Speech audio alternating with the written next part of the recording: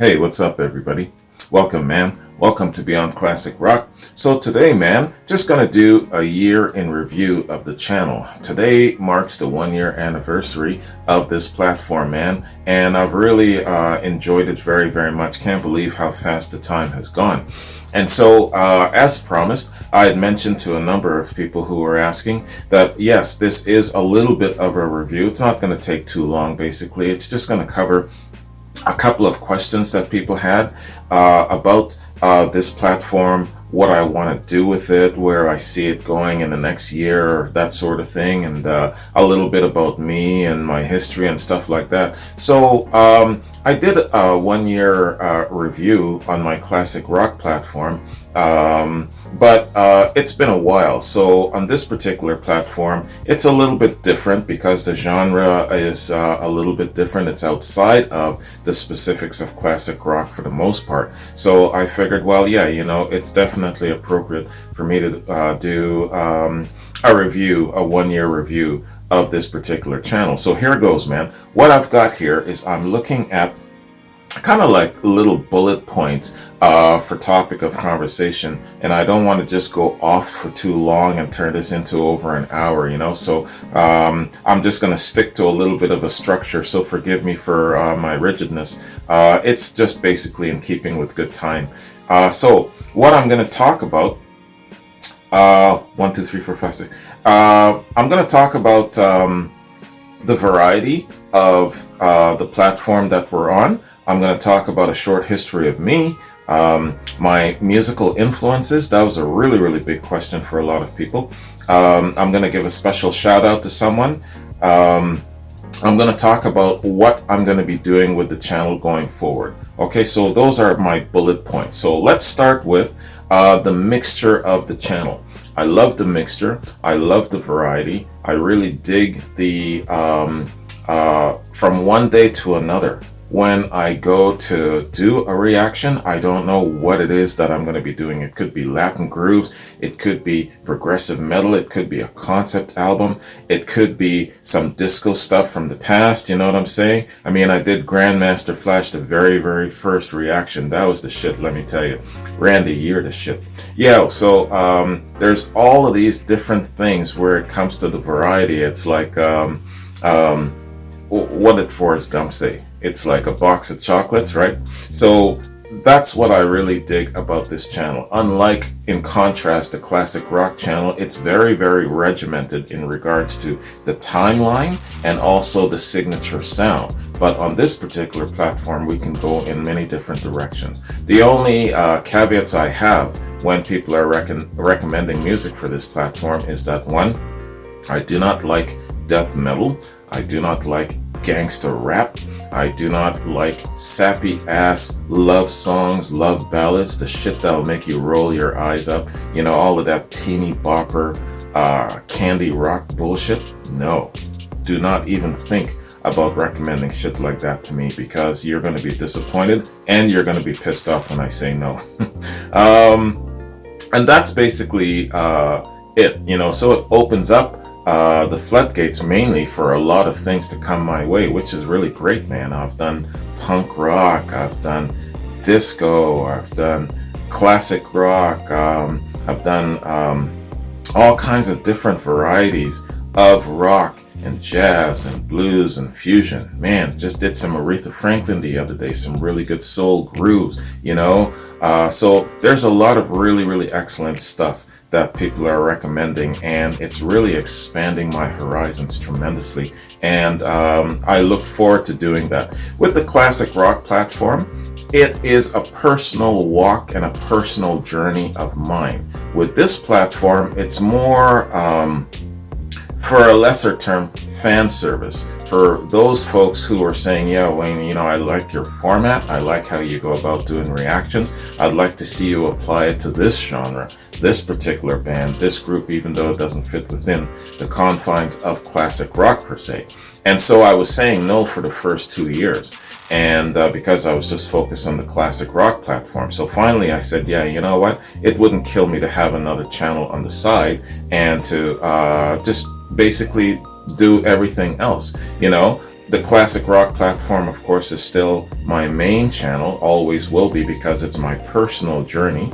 But this platform, being my secondary platform. I like to do 2 to 3 videos uploads per week on this platform, whereas on the Classic Rock platform it's usually more. So that's basically how I kind of structured things, and it's been going very, very well. If this platform within the last year blew up as crazy as my Classic Rock platform did, I wouldn't have been able to keep up. I would have shut this down already. I would have quit this already. But thankfully, it's growing at a very, very, very slow, steady pace that I can maintain and control with my life. If ever it just goes crazy and it blows up and the demand is big, then I would have to make some changes, but thankfully that's not the case. So it's growing very well according to my comfort zone and what I can afford to give time-wise. Of course, the Classic Rock platform, let's face it, it's the Led Zeppelin factor that happened. And I didn't know so much about Led Zeppelin to predict how much and how fast and how crazy it would just take. And so I was determined with this platform not to allow another Led Zeppelin factor to take over the platform, and then of course arrest so much of my time, right? So there was a couple of very, very important things I had to keep in mind going forward with this platform. The Led Zeppelin factor I'm going to talk about in the next little bit. So, Love the Mixture, that was my first address. Let's talk about me a little bit, man. A short history of me. You know who I am already. I am a Persian Gulf Navy war vet, and in my traveling and such, I've really been exposed to a lot of excellent music and culture and stuff like that, and so it's really expanded my horizons and really opened up my mind. I've seen the good, the bad, and the ugly geographically in my travels as a seaman. And I've really, really enjoyed it, and it's really deepened my convictions on things. When you travel, you have a bigger, broader perspective on life. You don't sweat the small stuff too much. Pettiness, petty people, all of that stuff, it just kind of falls by the wayside, when you travel.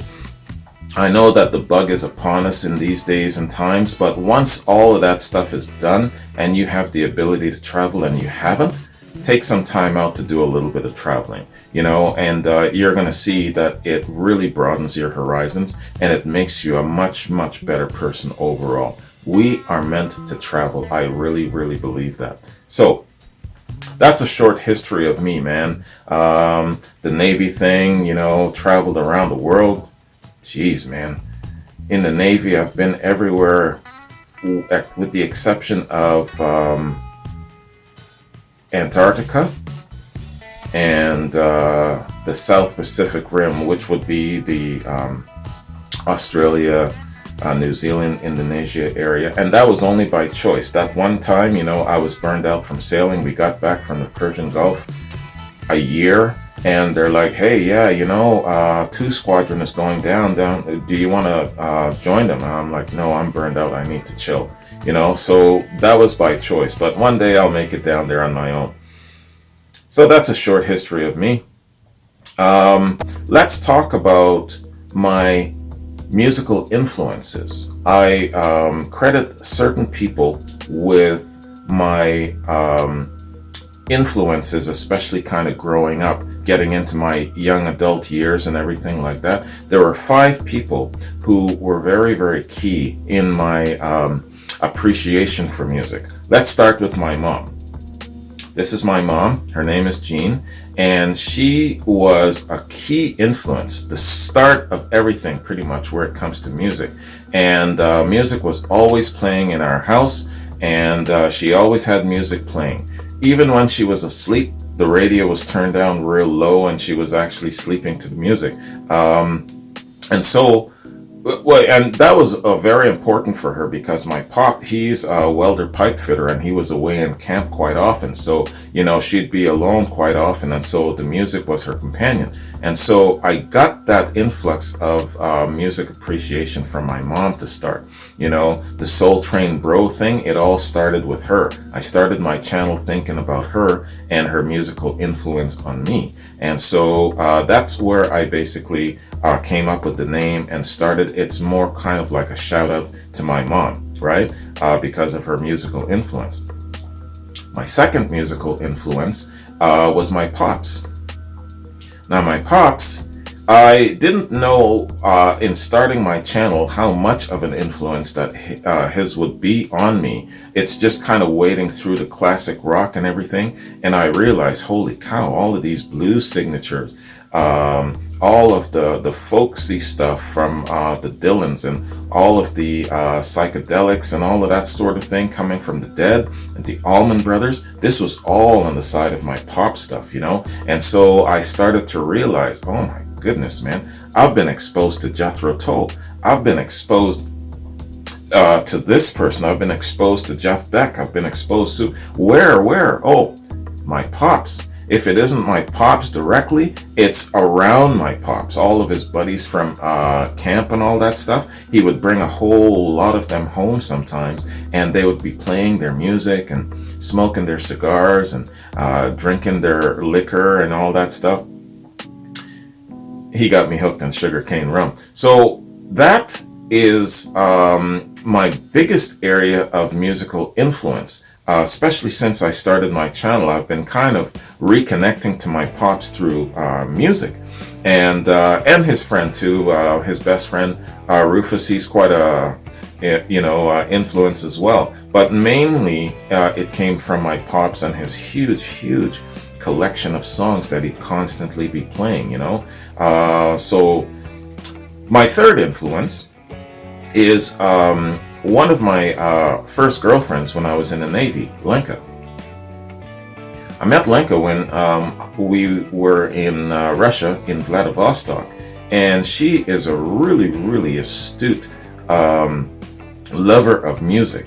And she said that she attributes her really good English to the music that she would listen to. And she especially loved, she mentioned Led Zeppelin, and then she especially loved the Southern rock genre.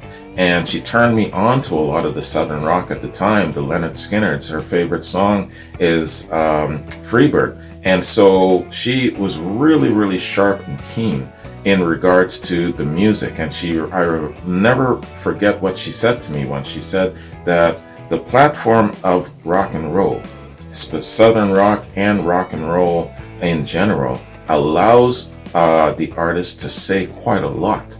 When they have a lot to say, especially on a social, political, whatever kind of stance, she believes that the platform of rock and roll really allows for the artist to express themselves well. And I took that away with me, so I remember her for that, man.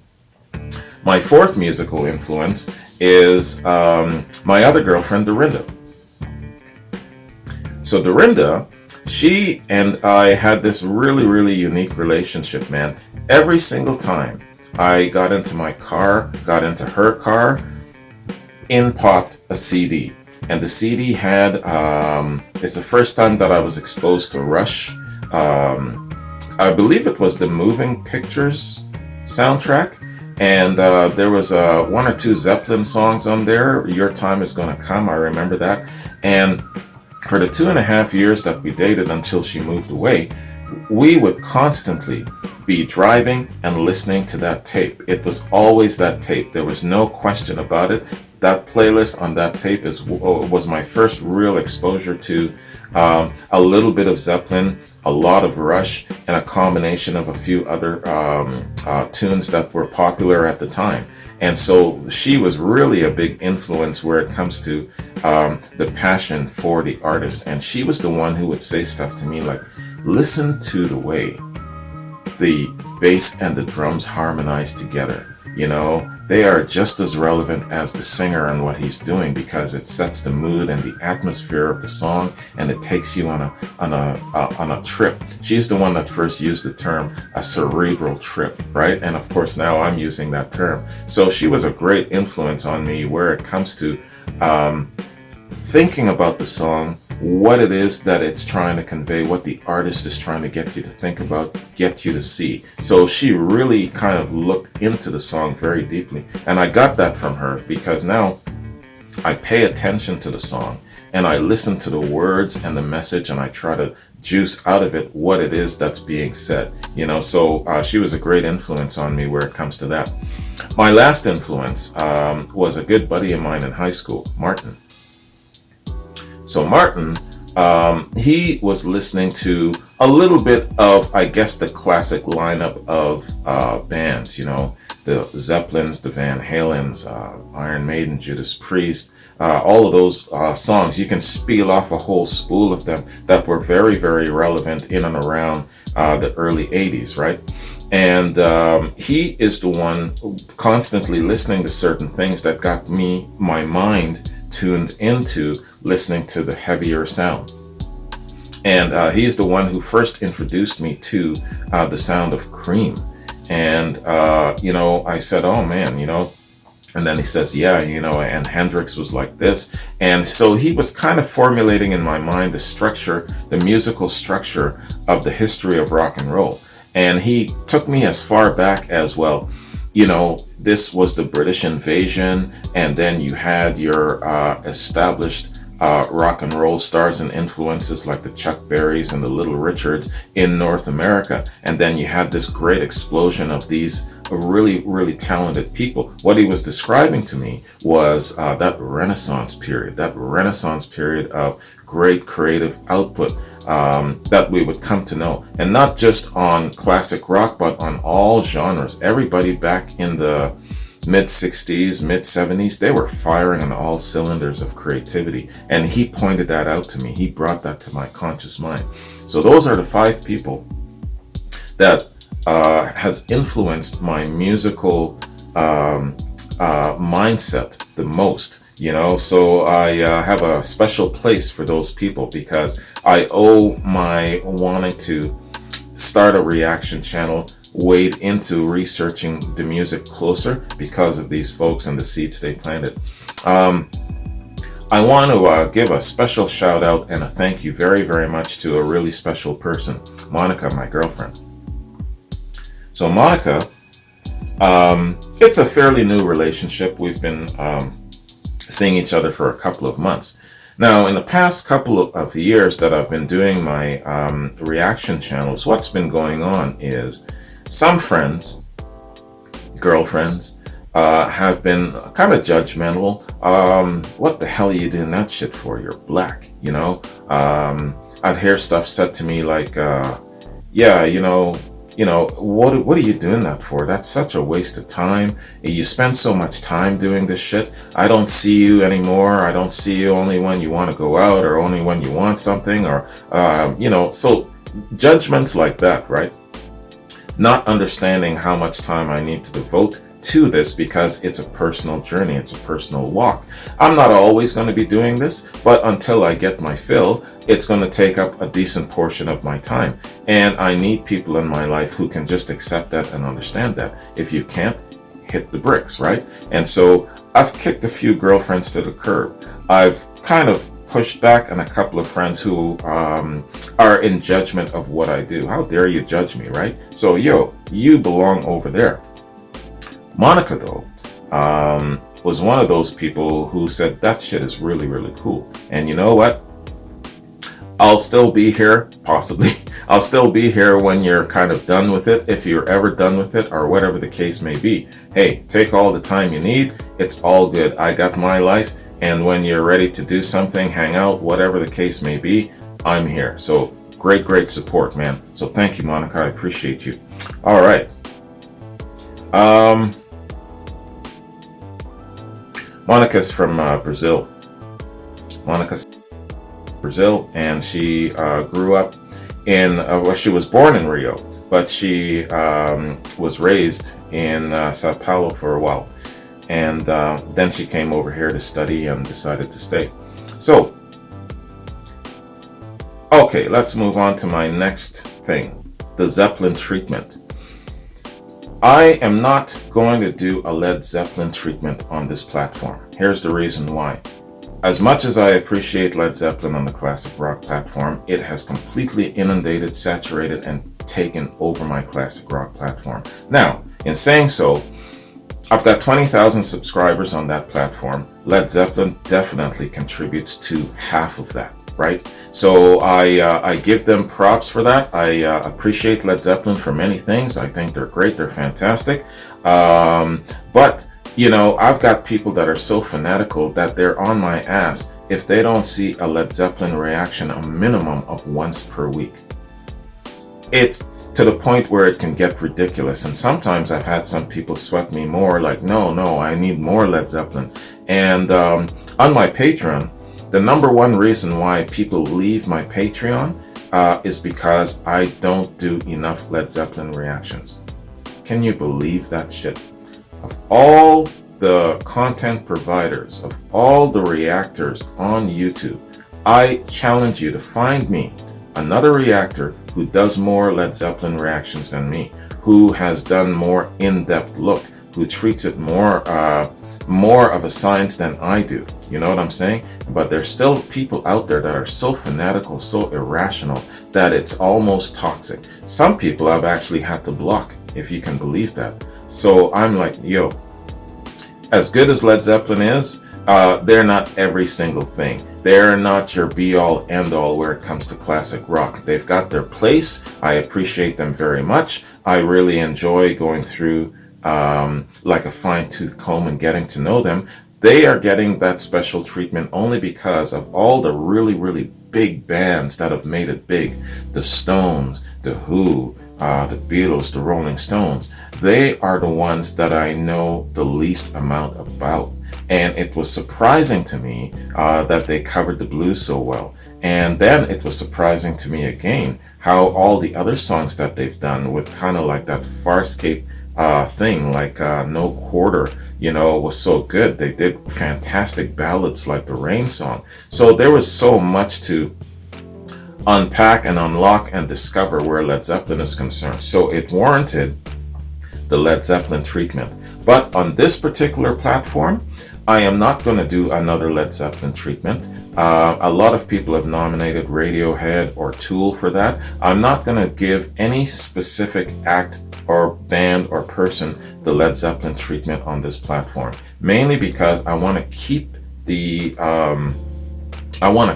variety moving. I want to keep those wheels turning, and I don't want it to be so gridlocked where I have to, it's been a couple of days, I got to do another Tool reaction, or I got to do another. So I don't want to be arrested like that. I don't want to be pinned down like that. As much of a treat a Led Zeppelin is, and as much as I enjoy doing it, at the same time, it can be anchoring sometimes. And on this platform, especially considering the limited amount of time that I have to put into it, it's not the smartest move to give any particular band or act on this platform a Led Zeppelin type treatment. So just so you know what I'm planning on doing going forward in regards to that. Many questions about that. And in going forward, lastly, I'm just going to keep rinse and repeat, keep doing what we've been doing. The last year has been great. I'm going to continue to do that going forward into the next year. The same amount of frequency, maybe a little bit more. Ideally, I want to do 2 to 3 uploads a week on this platform, maybe a little bit more. My goal is to try my best to do a little bit more on both platforms, but we'll see how that goes.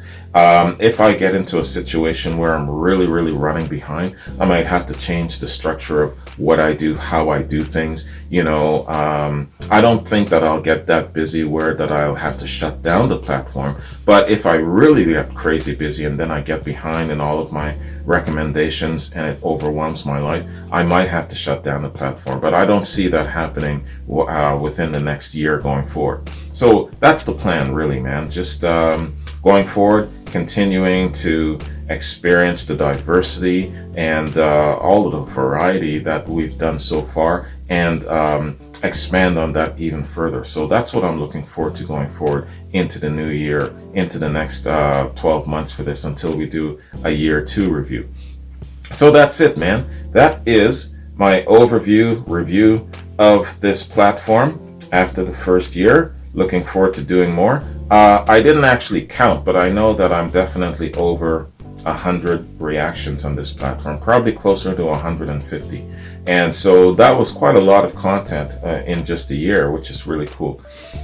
So thanks everybody. Thank you very much for all of your recommendations and your support. Thank you to the patrons on this platform. I appreciate you guys very much. You're paying for my Vimeo account, and you're paying for all of the stuff that I have to do to maintain this channel. So I appreciate all of you. Thanks very much. And yeah, man, just keep the recommendations coming, and we'll just continue to grow together on this platform. I'm really looking forward to what the next year brings here. So that's basically it. So have yourselves a good one. Take care, and I'll see you in another reaction. Peace.